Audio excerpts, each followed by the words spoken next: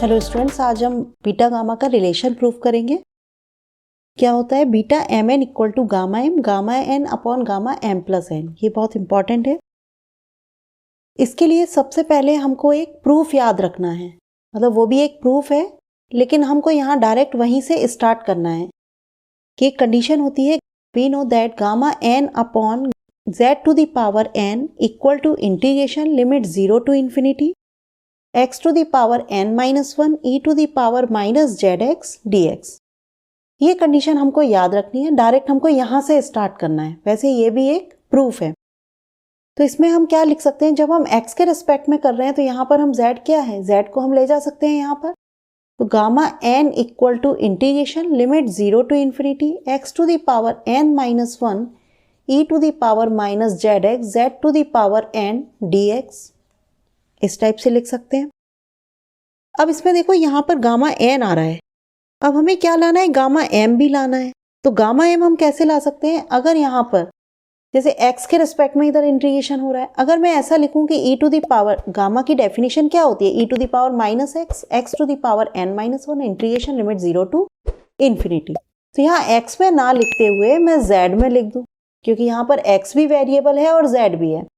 तो अगर मैं ऐसा लिखूं कि मल्टीप्लाई बाय गामा एम लाने के लिए अगर मैं लिखूं multiply by e to the power minus Z, क्योंकि गामा एन है और हमको क्या लाना है, गामा एम लाना है।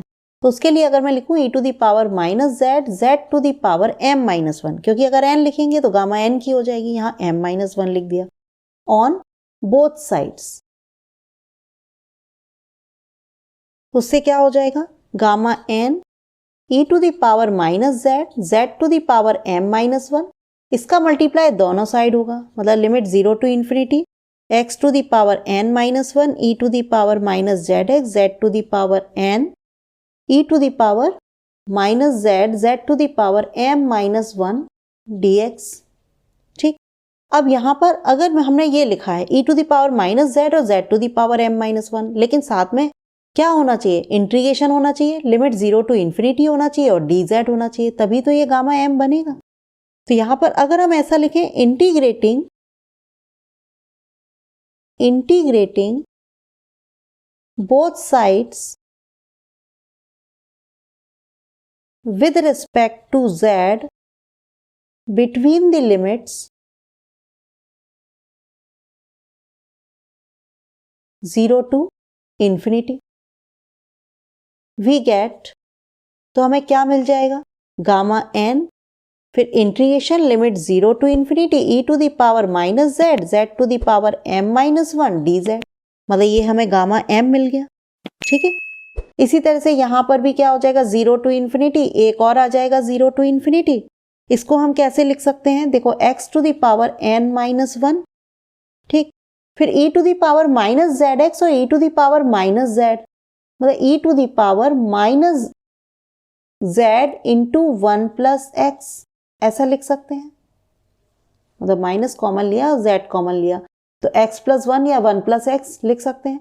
फिर z to the power n है और m माइनस 1 है तो m प्लस n माइनस 1 लिख सकते हैं, और dx, और किसके रिस्पेक्ट में हमें करना है, z के रिस्पेक्ट में, तो dz। ठीक, यहां से देखो गामा n और ये वैल्यू हो गई गामा m की, इक्वल टू यहां से हम सेपरेट कर सकते हैं लिमिट 0 टू इन्फिनिटी, x के टर्म्स को x dx के साथ और z के टर्म्स को dz के साथ हम सेपरेट कर सकते हैं। तो हम क्या लिखेंगे, देखो x to the power n minus 1। अब यहां से ये हमारा सेपरेट नहीं हो पाएगा क्योंकि यहां पर x भी है और z भी है, तो इसको हम किसके साथ ले लेते हैं, z के साथ ले लेते हैं, और यहां से हम क्या करेंगे, सब्स्टिट्यूशन से उसको x में कन्वर्ट कर देंगे।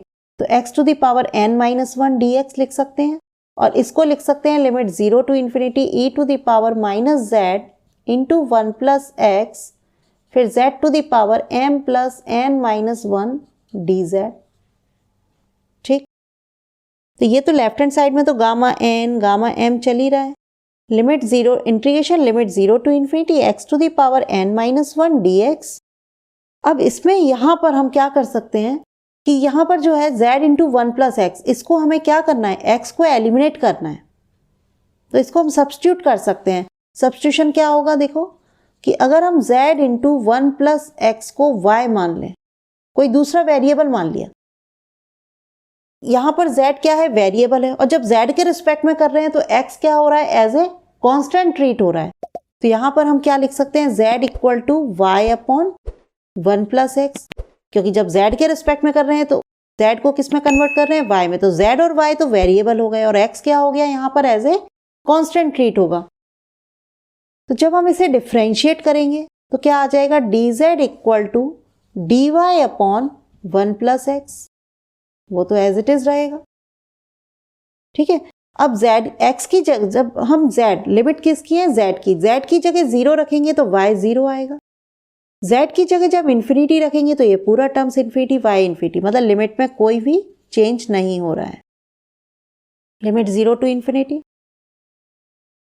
अब इसमें e to the power z into 1 plus X, इसको हम क्या लिख रहे हैं, y, तो e to the power minus Y, z की वैल्यू हम क्या रख रहे हैं, y अपॉन 1 प्लस एक्स, मतलब y upon 1 plus X whole to the power क्या आ रहा है, m plus n minus 1, and dz equal to हम क्या रख रहे हैं, dy अपॉन 1 प्लस एक्स। ठीक है, तो ये हो गया gamma n gamma m equal to integration limit 0 to infinity, ये हो गया x to the power n minus 1 upon में देखो 1 प्लस एक्स, तो 1 प्लस एक्स में ये कन्वर्ट हो, x में कन्वर्ट हो गया, तो 1 प्लस एक्स की पावर कितनी है, m प्लस n माइनस 1, और यहाँ 1 प्लस एक्स की पावर कितनी है, 1, मतलब क्या बचेगा, 1 plus X whole to the power m plus n। ठीक, फिर यहाँ से कितना रह जाएगा, ये limit 0 to infinity e to the power minus Y, y to the power m plus n minus 1 dy। तो ये डेफिनेशन किसकी बन गई, गामा m प्लस n की, क्योंकि गामा की डेफिनेशन क्या होती है, integration limit 0 to infinity e to the power minus X, x to the power n minus 1, तो वो होता है गामा n। n की जगह यहाँ पर क्या आ रहा है, m प्लस n आ रहा है, क्योंकि gamma m equal to integration limit 0 to infinity x to the power n minus 1 upon 1 plus X whole to the power m plus n dx, ये dx यहाँ पर छूट गया, और ये हो गया गामा m प्लस n। ठीक, ये अपॉन में आ जाएगा, तो कितना हो गया, gamma m upon gamma m plus n equal to, ये हो गया बीटा nm। ये प्रॉपर्टी पढ़ी है हमने, इंटीग्रेशन लिमिट 0 टू इंफिनिटी, यहाँ होता है x to the power m minus 1 upon 1 plus X whole to the power m plus n, तो उसे हम लिखते हैं बीटा mn। यहाँ पर ऊपर क्या दिया हुआ है, n माइनस 1, तो ये हो गया बीटा nm। अब बीटा nm किसके इक्वल होता है, ये फर्स्ट प्रॉपर्टी हमने पढ़ी है बीटा mn के, तो कितना आ जाएगा, देखो beta mn equal to gamma n upon gamma m plus n, यही हमको प्रूफ करना था। तो ये हमारा बीटा गामा का रिलेशन प्रूफ हो गया। अब यहाँ पर हम एक प्रॉपर्टी जो हमने छोड़ दी थी वहां पर, gamma 1/2 equal to root pi, वो हम यहाँ पर प्रूफ करते हैं।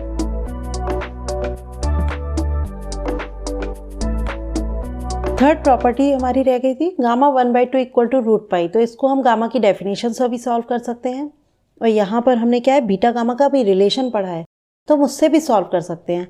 तो उसके लिए हमें क्या लिखना होगा, सबसे पहले रिलेशन लिखना है। We know that relation between beta and gamma function क्या होता है, beta mn equal to gamma n upon gamma m plus n।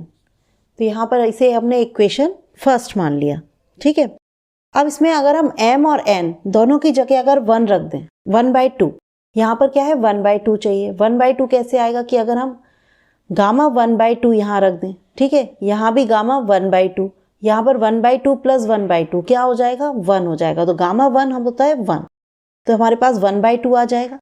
तो इसमें हम क्या लिखेंगे कि put m equal to n equal to 1/2 in equation first, तो ये हो जाएगा बीटा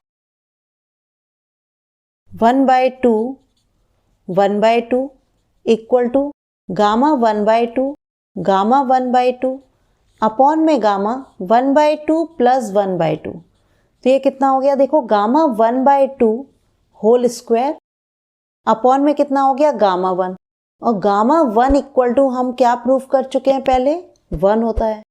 तो यहां से देखो क्या आ जाएगा, gamma 1/2 whole square equal to beta, gamma 1/2 whole square equal to beta 1/2 1/2। तो अगर हम बीटा की डेफिनेशन लगाते हैं यहां से तो क्या हो जाएगा, limit 0 to 1 x to the power m-1, मतलब 1/2 -1, ठीक। फिर 1 minus x whole to the power n-1, मतलब 1/2 -1 dx by definition of beta function. अब इसे हम लिख सकते हैं limit 0 to 1 x to the power -1/2, ठीक। ये हो जाएगा 1 minus x whole to the power -1/2 dx, 1/2 -1 -1/2। इसे हम लिख सकते हैं limit 0 to 1 1 upon root x and under root 1 minus x dx, ठीक। अब यहां से इसको सब्स्टिट्यूशन से सॉल्व करना पड़ेगा।